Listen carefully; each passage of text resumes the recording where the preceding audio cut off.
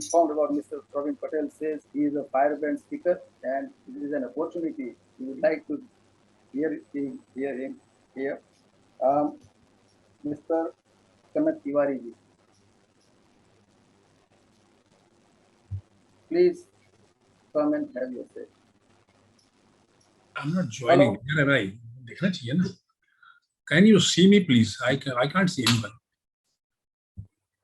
देखना चाहिए मुझे. Hello. Yes.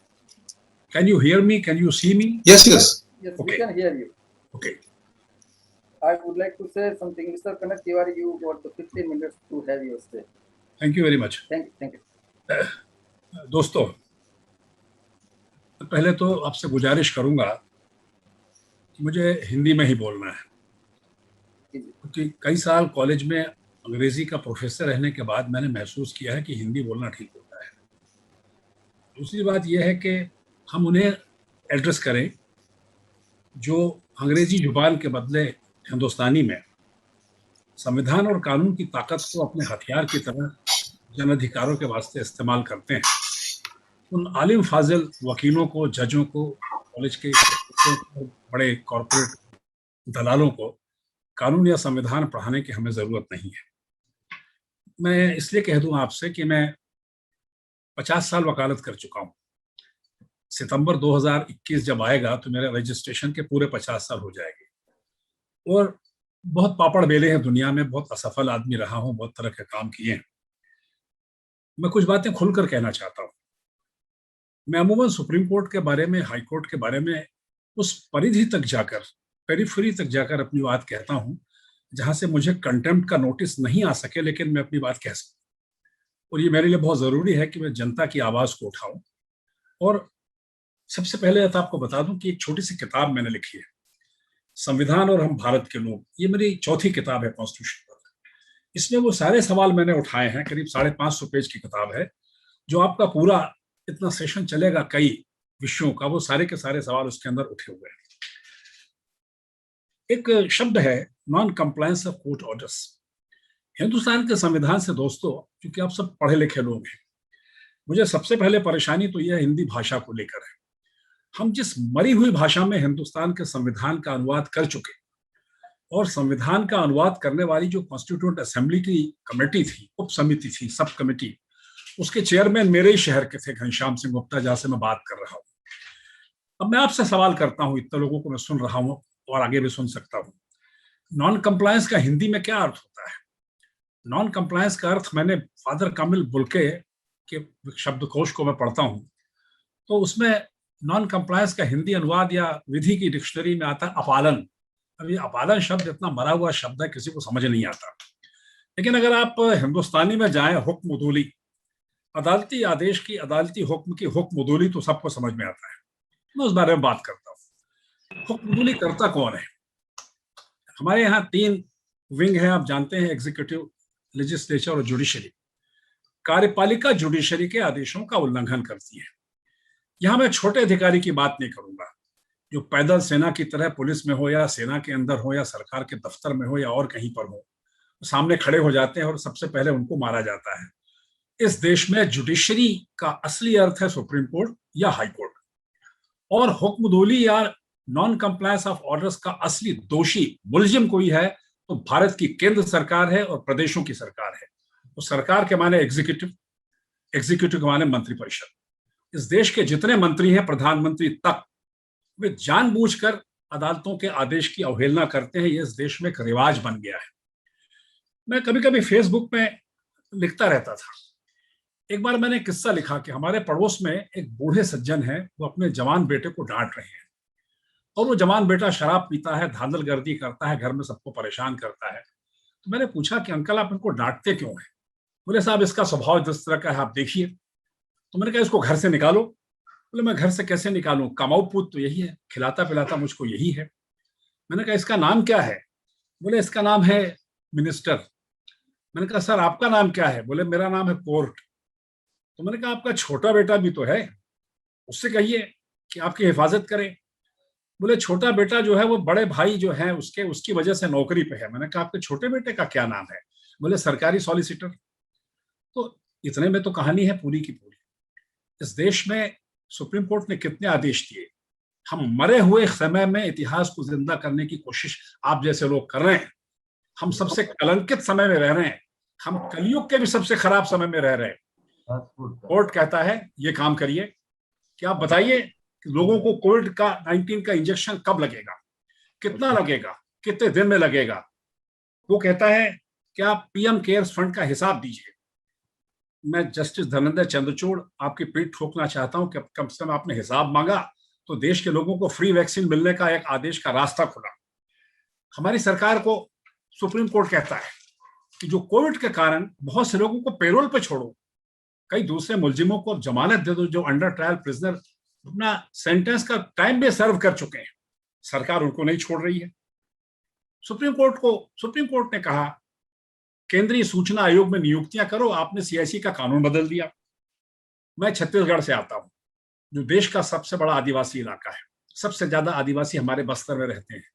आदेश हुआ, संसद का कानून हुआ कि उनको जंगल के पट्टे बांटो, रहायशी जमीन के पट्टे बांटो। सरकार ने कुछ नहीं किया। हिंदुस्तान दुनिया का वो देश है जहां पूछने पर भी संसद में और सरकार में अगर पूछा जाए तो ये हम बताने में समर्थ नहीं है कि हमारे देश में बेरोजगार कितने हैं, हमारे देश में कोविड के पेशेंट कितने हैं। और आपने सुप्रीम कोर्ट का एक दृश्य देखा होगा, हमारे देश में एक सुप्रीम कोर्ट का दृश्य देखिए, बहस चल रही है। कोविड के कारण हमारे उत्तर प्रदेश के, बिहार के, दीगर इलाकों के हमारे भाई सड़कों पे मर रहे हैं, खप रहे हैं, रेलों की पातों पर कट रहे हैं। एक हमारा भाई, इस देश का नागरिक, मरे हुए कुत्ते की जिस्म से लाश को नोच के खा रहा है, उसको खाने को कुछ नहीं है। और सुप्रीम कोर्ट में सॉलिसिटर जनरल सुप्रीम कोर्ट को समझा रहे हैं कि सरकार ने सबका इंतजाम कर दिया है, कोई नहीं मर रहा है, सब सुरक्षित अपने घर में लौट रहे हैं। और हमारी अदालतों को टेलीविजन के जरिए, इंटरनेट के जरिए और सूचना के जरिए ये मान लेने में भी कोई तकलीफ नहीं कि सब कुछ सही चल रहा है। हम उस देश में ये बात कर रहे हैं। हमारे देश में कौन कौन इसकी हुक्मदुली कर रहा है और क्यों कर रहा है। हालिया आदेश हुआ, मैं सबसे आखिरी आदेश पर पहले जाऊंगा, गाइडलाइंस बनाने का। डिजास्टर मैनेजमेंट एक्ट 2005 बना, ये 2021 है। डिजास्टर मैनेजमेंट एक्ट में लिखा हुआ है कि इस देश में अगर किसी आदमी को पीड़ित होगा, मरेगा, परेशान होगा, बीमार होगा, उसके लिए एक्स ग्रेशिया पेमेंट करने के आपको गाइडलाइंस बनाने चाहिए। 16 साल तक आपने गाइडलाइंस नहीं बनाए। मैं किसी पार्टी की बात नहीं कर रहा हूं, मैं किसी एक सरकार की बात नहीं करता। 16 साल तक नहीं बनाए। और जब हमारे नौजवान वकीलों ने पीआईएल डाला सुप्रीम कोर्ट में, तो निर्देश आया कि आप गाइडलाइंस बनाइए। लेकिन गाइडलाइंस अगर आपने नहीं बनाया तो उसके लिए रेप्रिमांड क्यों नहीं किया गया, उसके लिए डांट क्यों नहीं लगाई कि 16 साल तक आपने गलती की है। और अगर प्रशांत भूषण लगाते हैं कोई पीआईएल, या और कोई फिल्म स्टार लगाती है पीआईएल, या कोई दूसरा आदमी पीआईएल लगाता है, तो हमको इतना गुस्सा आ जाता है कि हम 25 लाख रुपए का जुर्माना ठोक देते हैं। इस देश में जब इंफॉर्मेशन टेक्नोलॉजी एक्ट के सेक्शन 66A में, जो 2015 में खत्म हो गया, अदालत के आदेश के द्वारा खत्म हो गया, इस देश में सैकड़ों प्रोसिक्यूशन हो रहे हैं। और जब सुप्रीम कोर्ट पूछता है कि ये किस खुशी में आप प्रोसिक्यूशन कर रहे हैं, जब ये तो अल्ट्रा वायरस है, ये तो स्टैट्यूट बुक से बाहर हो चुका है, तो देश के अटॉर्नी जनरल के वेणुगोपाल साहब की मैं बहुत इज्जत करता हूँ, 90 साल के हो रहे हैं, हमारे देश के हमारे गौरव हैं, सबसे बड़े वकीलों में हैं, उनको क्या जवाब देना पड़ता है। ये भी अच्छी सरकारी नौकरी है कि साहब इस देश के जो किताब को छापने वाले प्रकाशक हैं, उन्होंने असल में इसको नहीं छापा है, इसलिए सरकार में गलती हो रही है और थानेदार सबको पकड़ रहे हैं। और जस्टिस नरीमन केवल इस पर नोटिस जारी करते हैं। यानी इस देश में सैकड़ों प्रोसिक्यूशन हो रहे हैं उस कानून के लिए, उस अपराध के लिए जो कि कानून की किताब में है ही नहीं। हमने जिस अमेरिका से, जिस इंग्लैंड से, जिस ऑस्ट्रेलिया से और जिन बाकी देशों से ये जूरिस्प्रूडेंस लिया है, ये संविधान के मौलिक अधिकार लिए हैं, उनका रटेसर का तरीका ढूंढा है, क्या उन देशों की अदालत में कोई आदमी इस तरह खड़े होकर कह सकता है? ये कई तरह का ठनगन है। हमें जब कोई काम नहीं करना है तो हम नहीं करेंगे। एक तरफ तो सुप्रीम कोर्ट के 4 जज जिस बात की चुनौती देते हैं प्रेस कॉन्फ्रेंस करके, वो भी एक अजीब सी बात है। लेकिन दूसरी तरफ है कि साधारण आदमी अगर कुछ कहने की कोशिश करता है, सरकार उस बात की कोई परवाह नहीं करती। इनका एक तरीका और है कि अगर हमें सरकार को सुप्रीम कोर्ट की कानून की बात नहीं मानना है, तो जो कानून है उसकी कानून की गर्दन तोड़ दो, उसका पैर तोड़ दो। हमारे देश में 2 गंदे कानून हैं जिसके कारण भीमा कोरेगांव में हमारे साथी सड़ रहे हैं। हिंदुस्तान ही वो देश है जहां के नागरिक अधिकारों के लिए लड़ने वाले कार्यकर्ता इस तरह सड़ रहे हैं और उनको जमानत तक नहीं मिलती। स्टैन स्वामी के मर जाने के बाद में हाईकोर्ट को दुख व्यक्त करना पड़ता है कि हम उनको बचा नहीं सके। वहां पर यूएपीए में और नेशनल सिक्योरिटी एक्ट में छोड़कर उत्तर प्रदेश में योगी जी की सरकार उसे भी खराब कानून बनाती है। यानी कानून को ही बिगाड़ देंगे। हम ऐसा कानून बनाएंगे कि जिसका पालन करना तो दूर रहा, और अगर कोई विरोध करेगा तो हम उसको पकड़ के जेल में बंद करेंगे, और हमारा ऐसा अदालती इंतजाम होगा कि उसको जमानत नहीं मिलेगी। तो हौसला टूटता है आदमी का।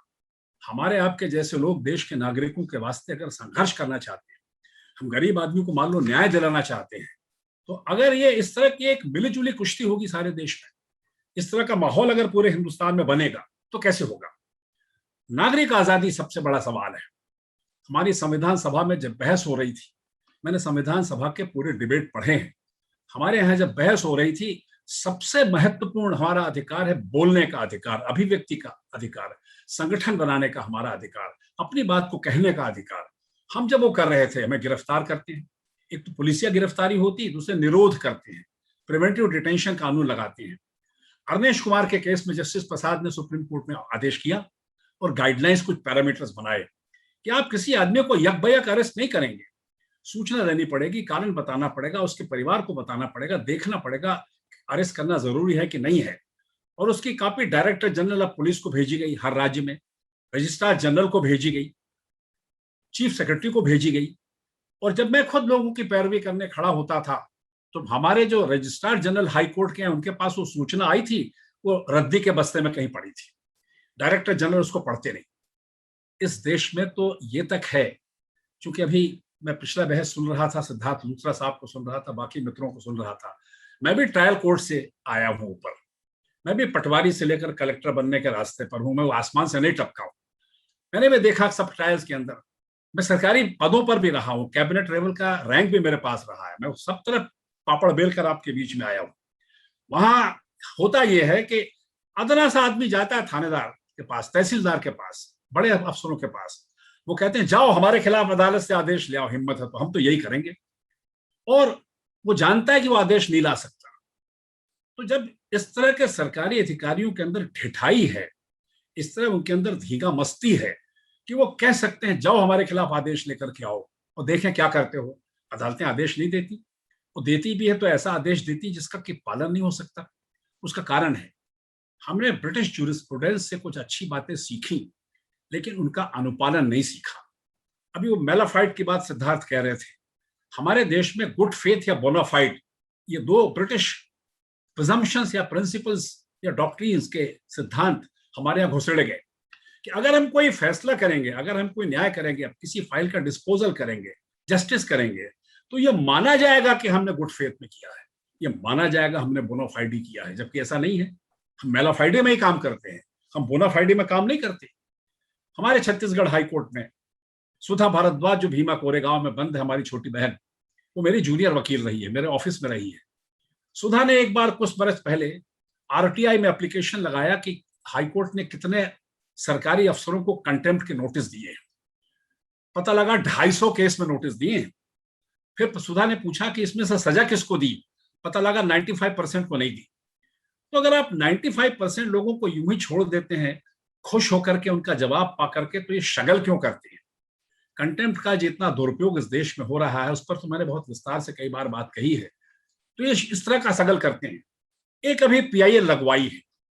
एक बात और याद रखिए, जैसे एक उंगली में अगर आपकी तरफ उठाता हूं तो 3 उंगलियां मेरे तरफ अपने आप उठती हैं। हमारे बीच में भी कुछ लोग षड्यंत्री वकील हैं जो सरकारों के कहने से पीआईएल लगा करके ऐसे आदेश पारित करा लेते हैं कि जिससे जनता के पक्ष में बाद में कोई ना करा पाए। Mr. Tiwari. Pardon? Sorry for interruptions. We got 2 minutes left to continue. Yeah, I'm doing it. तो ऐसे इस तरह से अगर कारोबार हमारे यहाँ कराए जाएंगे तो इन सब चीजों को लेने का किस तरह से हम क्या कर पाएंगे, मुझे बहुत तकलीफ होती है सब कहने की। सुप्रीम कोर्ट से मैं सलाह को अनुरोध करना चाहूंगा कि अगर आपके आदेश का पालन नहीं होता है तो कभी आप भी एक व्हाइट पेपर निकालिए कि आज तक आपने कितने आदेश दिए और कितने आदेशों का पालन नहीं हुआ। इसका आरटीआई कहां से हम लगाएंगे, हमें इस बारे में कैसे पता लगेगा। पोस्को एक्ट बनाया है, निर्भया कांड के बाद आपने आईपीसी में अमेंडमेंट किया है। उन्नाव में क्या हुआ, कठुआ में क्या हुआ।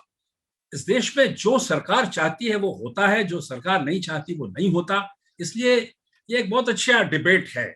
हम सेटिस्फेक्शन के लिए कह सकते हैं कि हाँ, सरकार अनुपालन नहीं करती तो हमें कुछ करना चाहिए, लेकिन अपनी असमर्थता का ऐलान हमको इस तरह करना है। जो कहा गया था कि शांतता कोर्ट चालू है, खामोश रहें अदालत जारी है।